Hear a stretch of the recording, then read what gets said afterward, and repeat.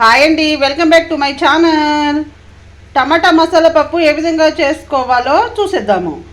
దానికి కావాల్సినవి: పప్పుని ముందుగా ఉడకబెట్టుకున్నానండి.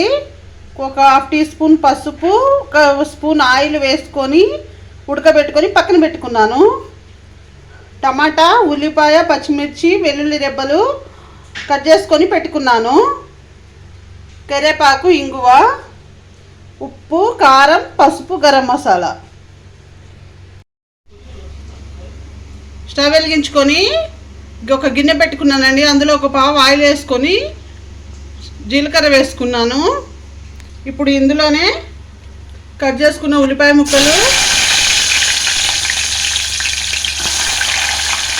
వెల్లుల్లి రెబ్బలు, కచ్చాపచ్చాగా దంచుకున్న వెల్లుల్లి రెబ్బలు, పచ్చిమిర్చి వేసుకోవాలి.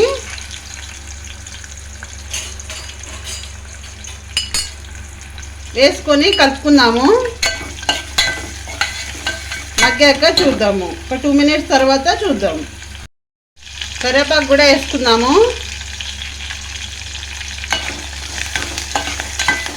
కరివేపాకు వేసుకొని కలుపుకొని ఒక 2 మినిట్స్ మగ్గనిద్దాము.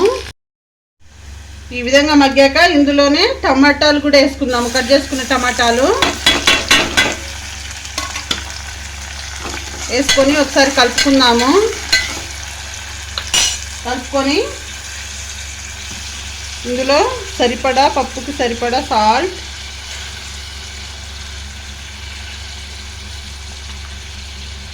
పసుపు వేసుకొని ఉడకబెట్టుకున్నాం కాబట్టి ముందుగానే వేసుకోవట్లేదు. కారం,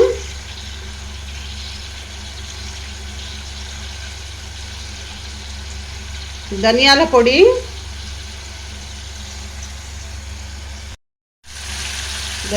వేసుకొని తర్వాత గరం మసాలా, ఇంగువ, అల్లం వెల్లుల్లి పేస్ట్ కూడా వేసుకోవచ్చు, మీ ఇష్టము.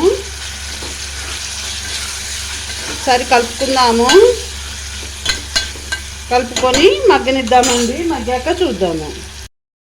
ఒకసారి మూత తీసి చూద్దాము. టమాటాలు కూడా మగ్గిపోయాయండి.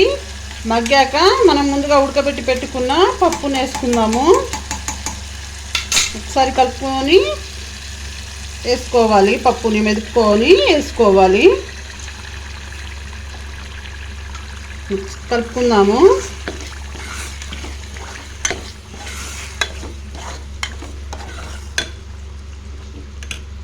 మొత్తం కలిసే విధంగా కలుపుకోవాలి.